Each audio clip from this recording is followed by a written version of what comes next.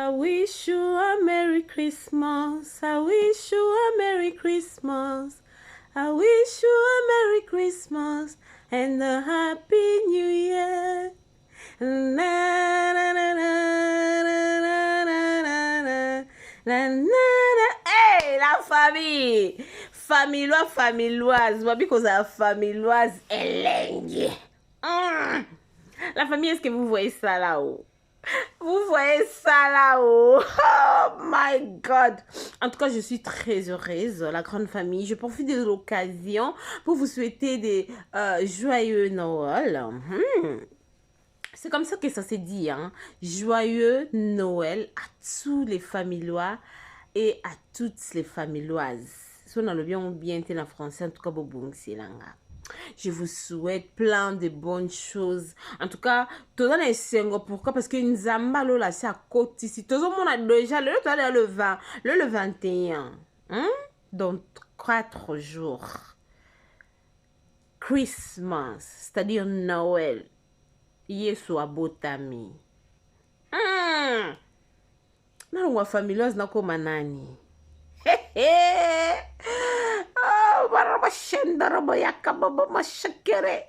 La famille. En tout cas, je suis très heureuse de vous présenter cette petite vidéo où c'est ma vidéo ya Miki Oto Elibino Namkola Lelo famille Bota Kara de partout Eska Bozali Bolimbisa na Bosen Kopesa Bino Mbote. Bonjour, bonsoir à tous de partout où vous êtes. Que mon Dieu puisse vous bénir abondamment. En tout cas, et ça est single. Le plaisir est partagé, hein. Le plaisir pour moi est partagé. Il y a qu'à partager les binos. Et la salle tautologie. Et italien temba de français, on peut problème.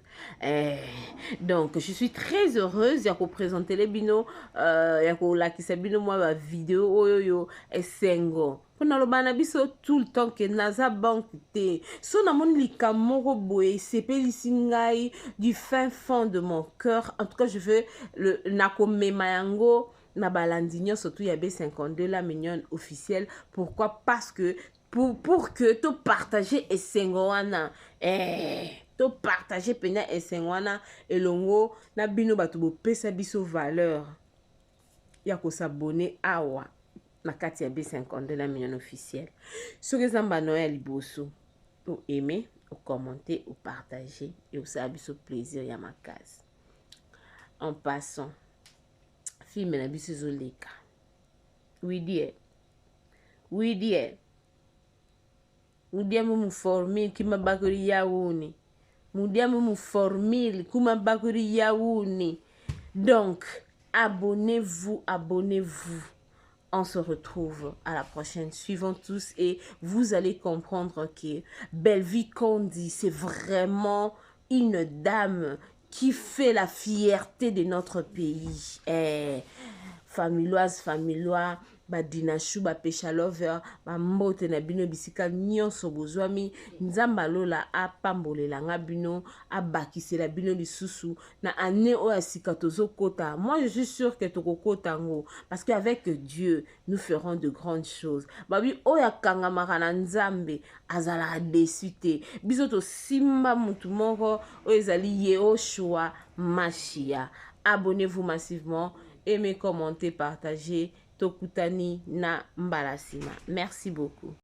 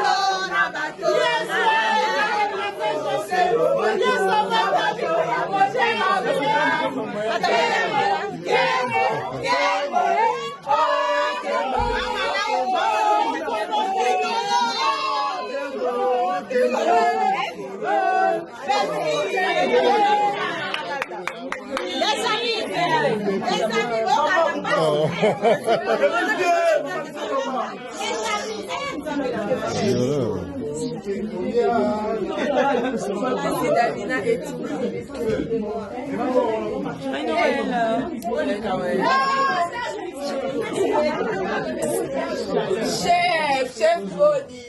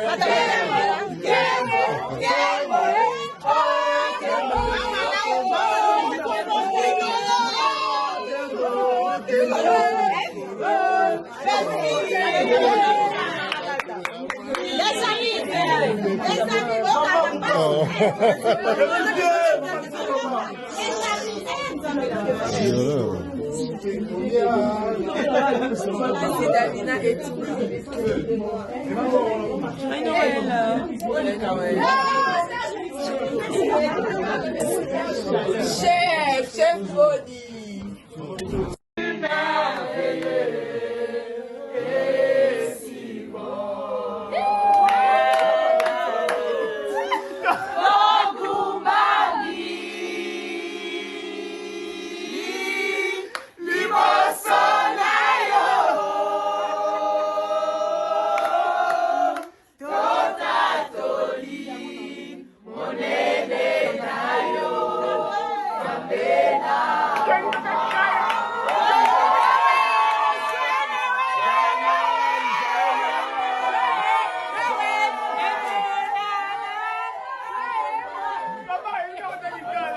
Ane loko nzambe kati na ye to salaka voyage moko na ye kala mingi awa to keno retourner na Bakongo awa na yebi yo na yebi ke ya lobake ya olobi yango pona nini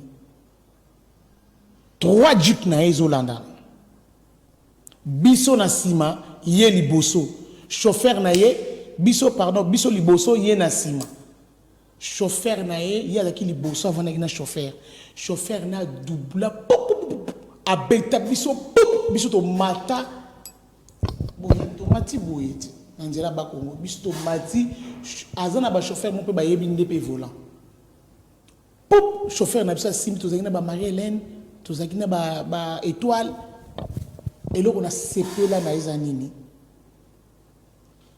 jeep na bango ekangami omoni libulu akokinda na nzela Bakongo jeep nesko e bloqué wana ota la jeep ba Belleville Ongoloba, mais la dame ici, mais Akoufi, c'est fini. Ok.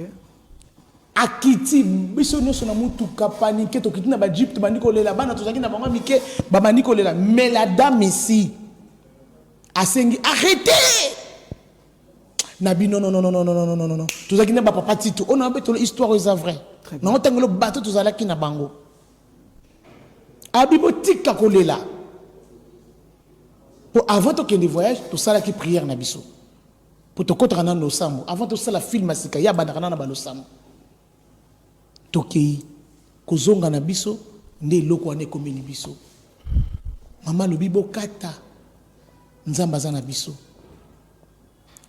atalika ba chauffeur na boya biso bombo mata na mutuka avant to mata bandi prière na ko sa hote to bandi ko sambela wana na ba mama Marie Hélène biso nyonso to tani boye nga biso ngo to fate mtanga ko fande po alinga dinda mutuki sali puk mais tellement que ayebi nzambe misana biso sana bitumba makasi très bien mutu mususa ko kono lale lopanga ngaba lale liyo avant ya bima na nganga yo ka sangono ke yoki o. Salut, bonjour, la bande de cognos de partout où vous êtes, la fin continent, l'Afrique, l'Amérique, l'Asie, l'Océanie, c'est-à-dire de partout où vous êtes, nous vous saluons au nom de notre Seigneur Jésus-Christ. Voilà la grande famille, nous sommes venus aujourd'hui juste pour nous informer que le award, bon, nous n'avons l'année passée. Oui, l'année passée, le fan de Belleville Télévision, le fan de Bellard, organisa qui ni award oyoyo pona ko sepelisa ba artiste nyonso o ba lekaka par Bellard Production ko récompenser bango ko mtalisa bango ndenge baza motuya tolobi te ke ba o bazwa kite baza motuya te tolobi bongo te po biso congolais tozala na problème ya compréhension mama B52 alobi te ke ba o bazwa ki trophée te bazala ki importante ba fanatique ya Bellard Production ba fanatique ya famille Bota ba koma ko organiser chaque année pour ko award o pour ko honorer ba artiste o ba sepelisi bango po ezalaka vote pelisusu. Donc cette fois-ci basalaka yango bango moko batu ba complainer ki batu ba discuter ki même pourquoi bozo sala yango bino moko s'il y a quelque chose il faut nous contacter. C'est pourquoi toye bomoni affiche o eza awa ba détail o eza a bo benga numéro o eza na se awa te po so bo bengi numéro o ozwa na eloko te information ya sûreté benga numéro o ezali awa ya plus 33 o kozwa ba détail nyonso soki olingi o sunga o contribuer OK soki olingi o contribuer na événement oyo ezosalama bientôt awawa en tout cas oza bienvenue numéro ezali wana ba détail nyonso eza wana na kati contactez biso na WhatsApp okozwa biso pe tokopesa yo ba détail nyonso oli. Bonjour la famille ezali maman Joséphine liboso na bino aye ko présenter bino ba produit ya aloe vera living product ba produit o eza ba complément alimentaire eza biloko kolia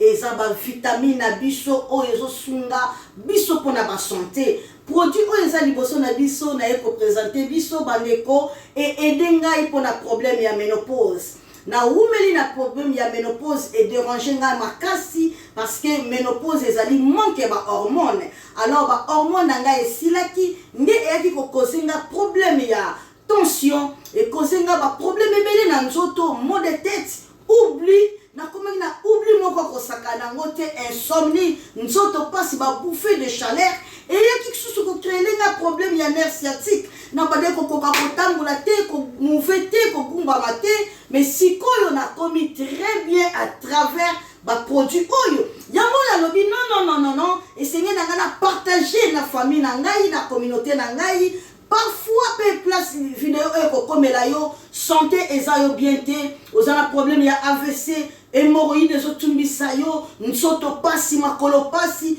ozokoka ko skene même musala te ozana problème ya diabète contactez maman Joséphine na plus 44 79 853 90 849 ozana problème ya kyste problème ya myome problème ya stérilité problème ya fragilité problème ya ba problème o ezotumbisa santé na yo ko hésiter te o contacter nga na numéro na ngai ozana problème oyo ba souki ezokata na ozana problème ya peau ba produit na biso zo aider biso pour na santé pe beauté na biso ozana problème nini ezo déranger yo ko hésiter te prostate ezotumbisa yo ko hésiter te nini ezotumbisa yo benga ngai ba produit oyo eza ko sunga maladie nyonso tout alors santé yango eleki nyonso soki santé eza malamu te okoki mpe kosala oyo oza nango te mais baprojet na yo okosala yango te. Alors contactez biso na plus 44 79 853 90 849. Alors okozwa ngai moko na telefone mpe na kosunga yo santé na yo na ya ngai eza na prix te. Nalingaka bino mingi yangwana na yeli bino ba produit ya kitoko oyo ekota na ndaku na yo e restaurer santé na yo e bikisa yo ba produit ya aloe vera living products. Merci beaucoup. La santé n'a pas de prix. Bye bye.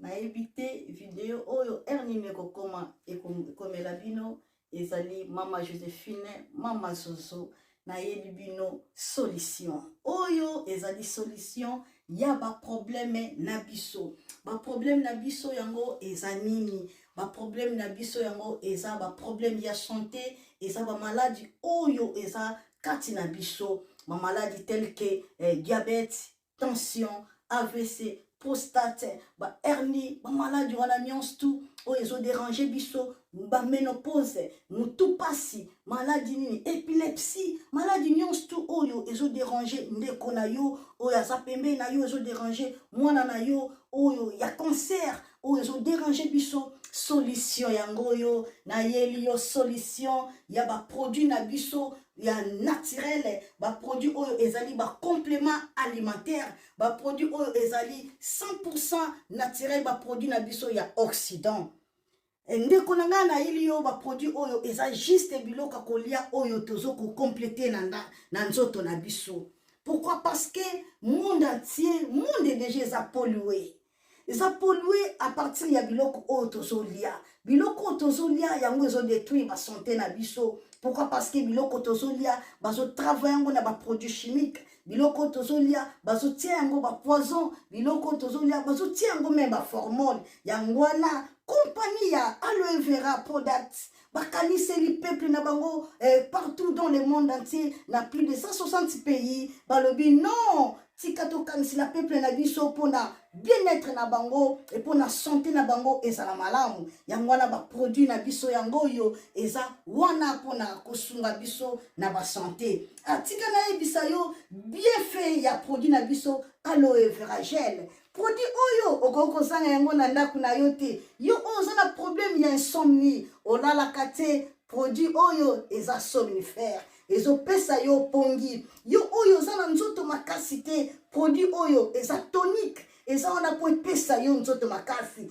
yo oyo oza na ba toxine na nzoto na yo produit oyo eza détoxifiant eza ko détoxifier nzoto na yo eza ko purifier makila na yo eza ko sukula ba veine na yo. Produit oyo ezana ba bienfait ebele produit oyo ko soigner pour l'estomac produit oyo ko soigner pour la constipation produit oyo eza produit moko eza ko sunga système immunitaire na biso yango ndeko yo ko zanga ba produit oyo te pour la santé na yo santé ezana prité santé ezana prité yango na somba produit oyo soki omilingaka pe olingi libota na yo olingi mobali na yo olingi bana na yo te okoko sanga produit oyo te yango na yoko présenter yo produit ya aloe vera gel yango soko olingi kozwa yango lolenge nini contactez Mama Joséphine na plus 44 79 853